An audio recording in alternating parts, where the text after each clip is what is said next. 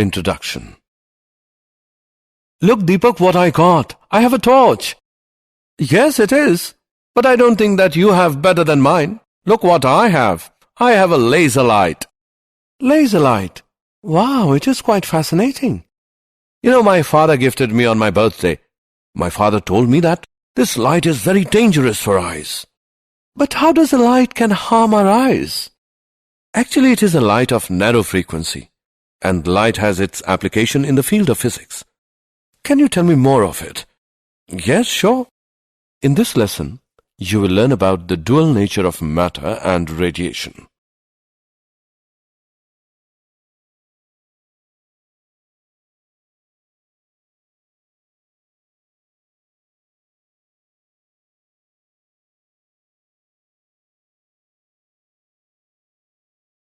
Objectives.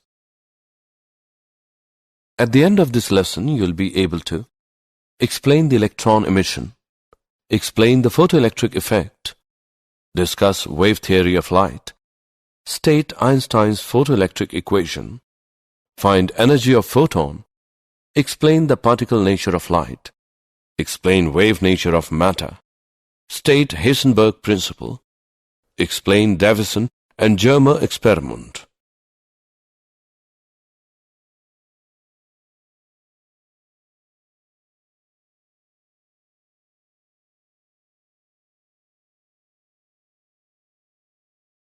Electron emission. In some solids called metals, the electrons, particularly outer ones, are so loosely bound to their parent atom that they can easily move from one atom to the other and move about in the solid. These electrons are called free electrons as they are free to move inside the solid but cannot leave the solid on their own. These electrons are held inside the metal surface by the attraction of the ions and of surface forces. Thus, these electrons require a certain amount of energy in order to come out of the metal surface. The minimum amount of energy required to emit electrons out of the metal surface is called the work function, phi0 of the metal. This minimum energy work function required for electron emission from the metal surface can be supplied to the metal in any of the following ways. Field emission. Electron can be made to leave the metal surface by applying strong electric field. Thermionic emission. By heating the metal, sufficient thermal energy is received by the free electrons to overcome the attractive pull of metal surface. Photoelectric emission. Free electrons from the metal can also be released by supplying energy to them in form of light.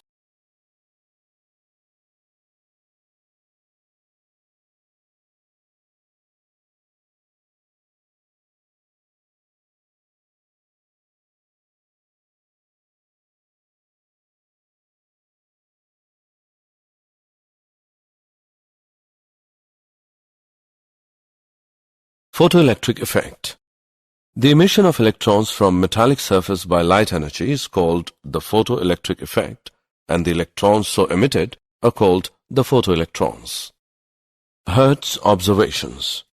While performing an experiment for production of electromagnetic waves by means of spark discharge, Hertz observed that sparks occurred more rapidly in the air gap of his transmitter when ultraviolet radiations was directed at one of the metal plates. Hertz could not explain these observations, but other scientists did it. They said that the cause was the emission of electron from metal plate due to incidence of high-frequency light. This is photoelectric effect.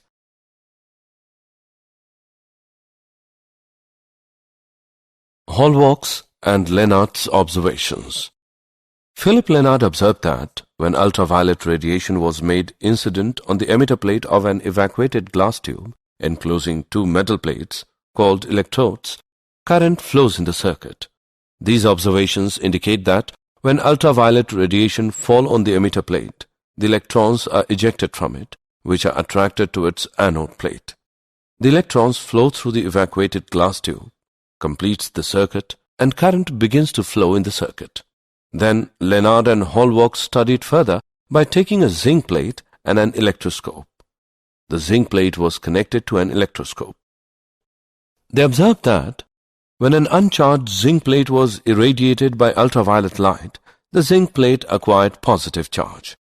When a positively charged zinc plate is illuminated by ultraviolet light, the positive charge of the plate was increased.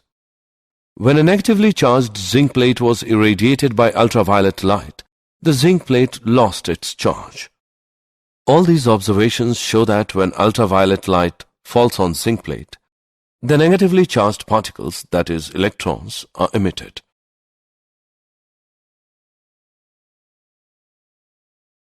Experimental study of photoelectric effect, apparatus and circuit. The tube containing two electrodes, P and Q, has a side window of quartz to permit ultraviolet rays for the experiment. A source of radiation is suitably placed in front of the window such that the radiation falls on Q. P and Q are connected to a voltmeter with zero center. To provide the necessary voltage, we have a high-tension battery B connected to across a potential divider arrangement Mn with a key K. Effect of intensity of light on photocurrent. The photoelectrons emitted per second is directly proportional to the intensity of incident radiation.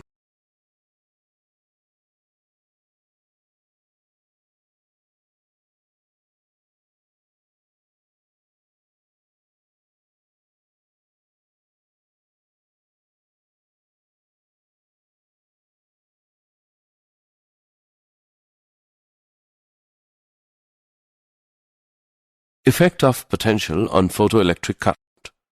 Curve A is for low intensity of the incident radiation and curve B is for high intensity of the incident radiation.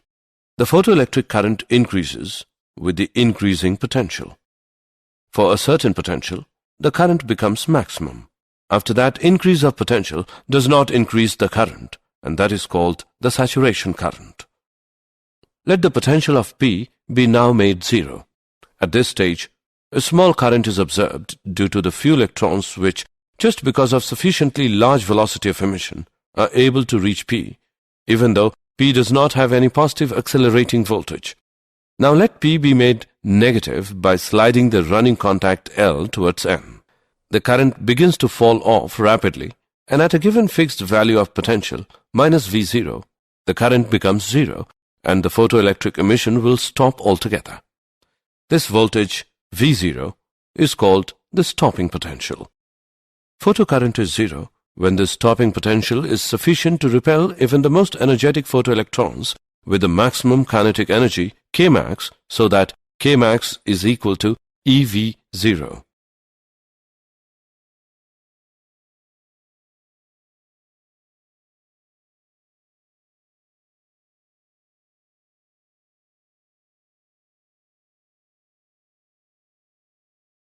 Effect of frequency of incident radiation on stopping potential.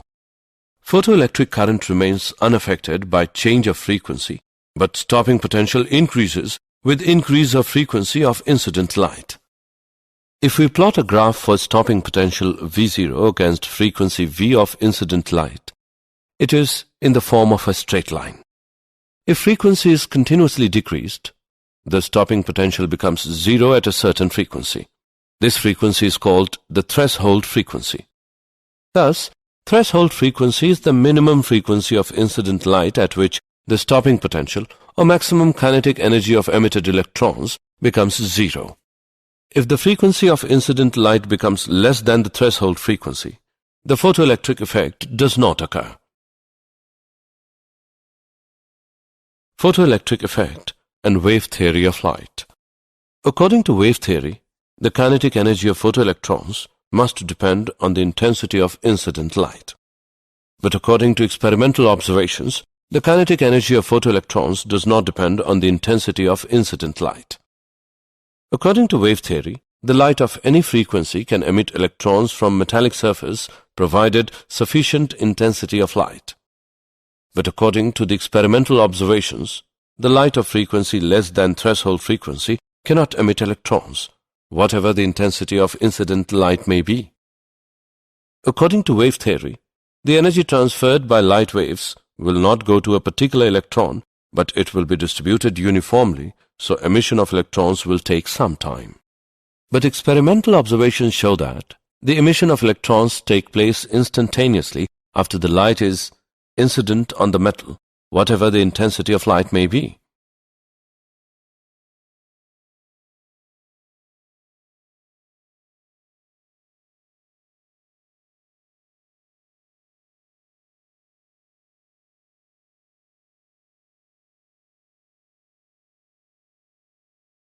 Einstein's photoelectric equation.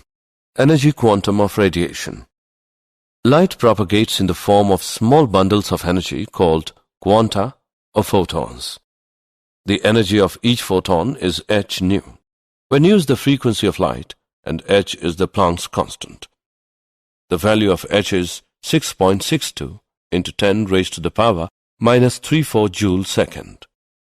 If the electron absorbs the energy from photon more than the energy needed to escape out from the metal surface, that is phi 0, then the electron is emitted with maximum kinetic energy Kmax, which is equal to h nu minus phi 0.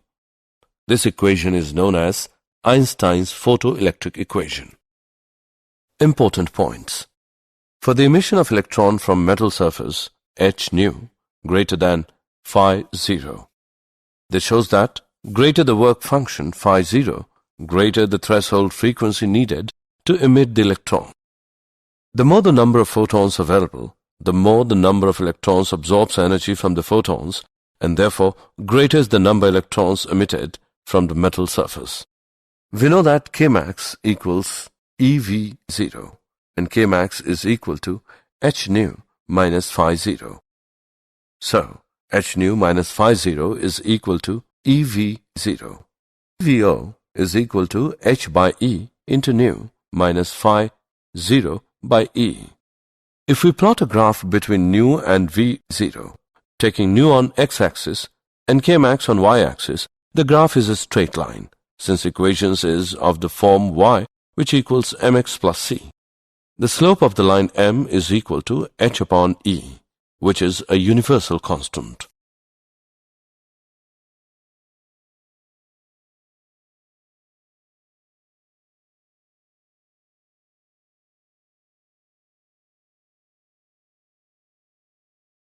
Example.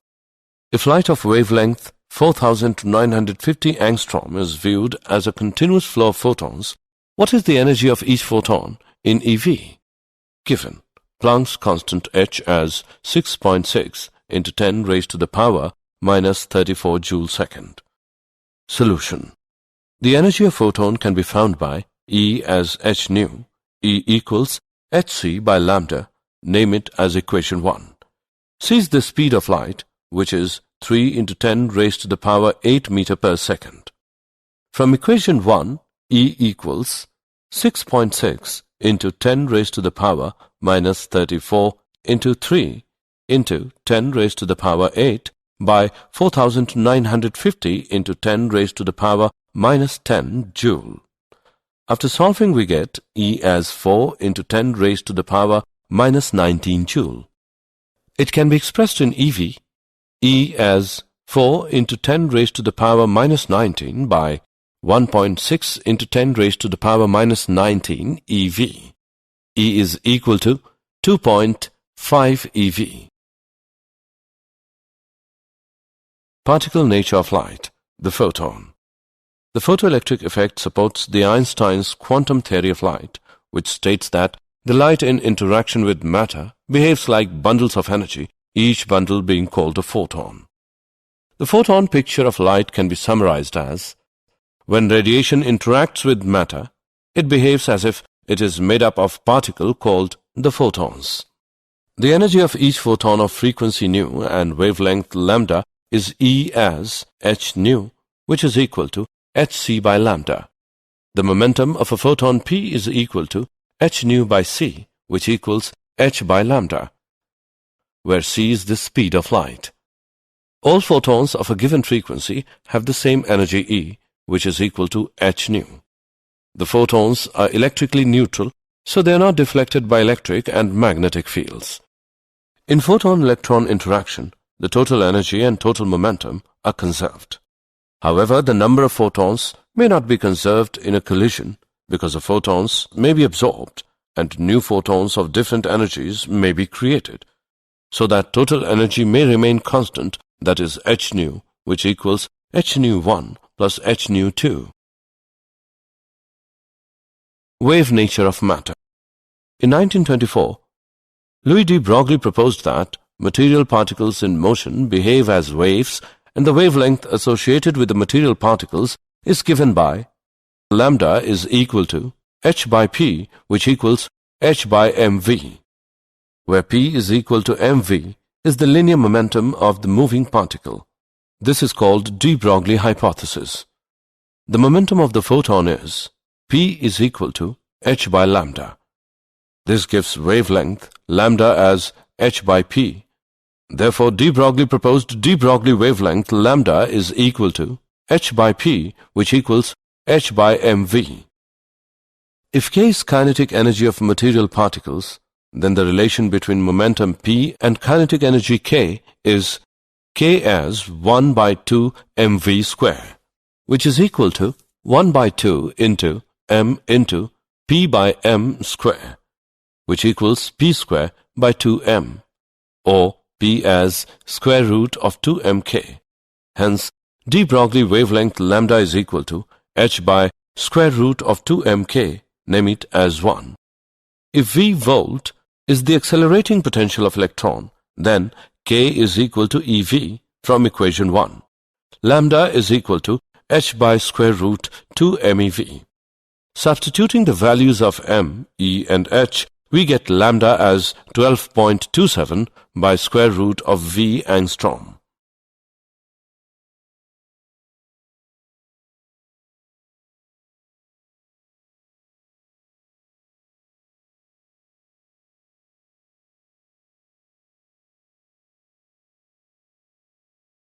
Example. Calculate de Broglie wavelength associated with electrons accelerated through a potential of 5 kilovolt. Solution. Given V is equal to 5 kilovolt, which equals 5000 volt. From the formula given below, we can find the de Broglie wavelength. Lambda is equal to 12.27 by square root of V angstrom. Lambda plus is equal to 12.27 by square root 5000 angstrom, which equals 0.173 angstrom.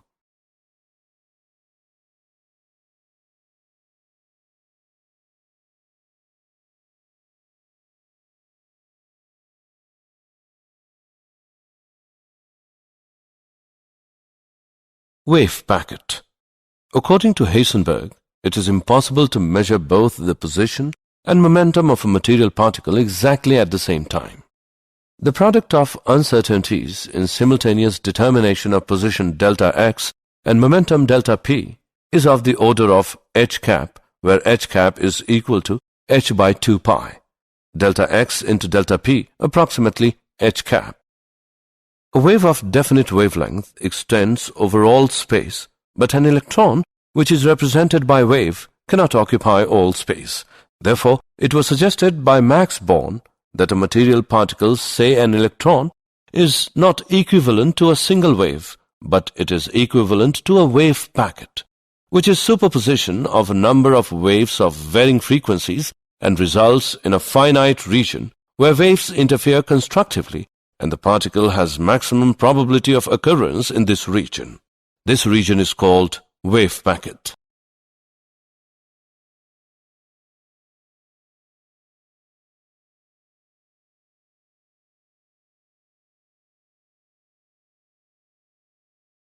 Davisson and Germer experiment. The given figure shows the set of Davisson and Germer experiment.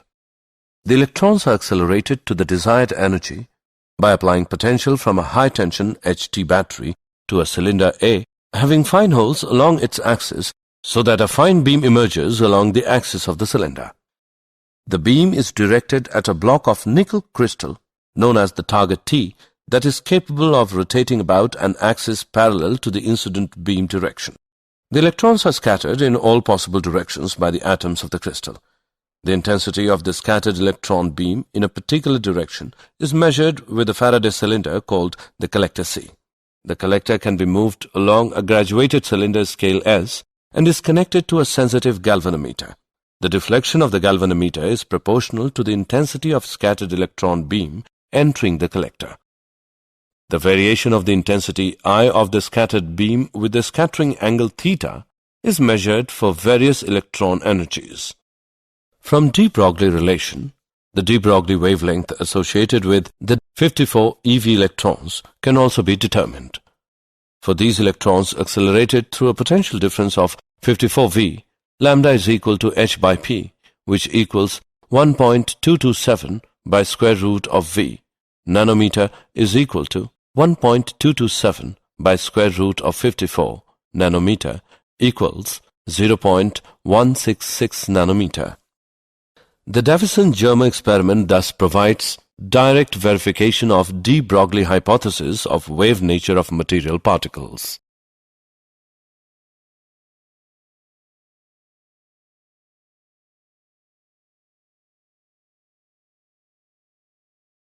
Did you know? In 1905, Albert Einstein was a German-born theoretical physicist who explained the photoelectric effect. In 1924, Louis de Broglie gives his theory on wave-particle duality.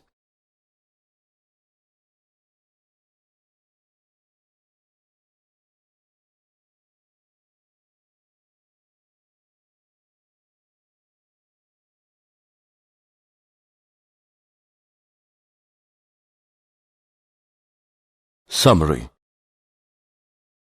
Let us summarize what we have learned. The minimum amount of energy required to emit electrons out of the metal surface is called the work function phi0 of the metal. The energy can be supplied in three ways: field emission, thermionic emission, photoelectric emission. The emission of electrons from metallic surface by light energy is called the photoelectric effect, and the electrons so emitted are called the photoelectrons. Photoelectric current depends upon intensity of incident light, applied potential, frequency of incident light.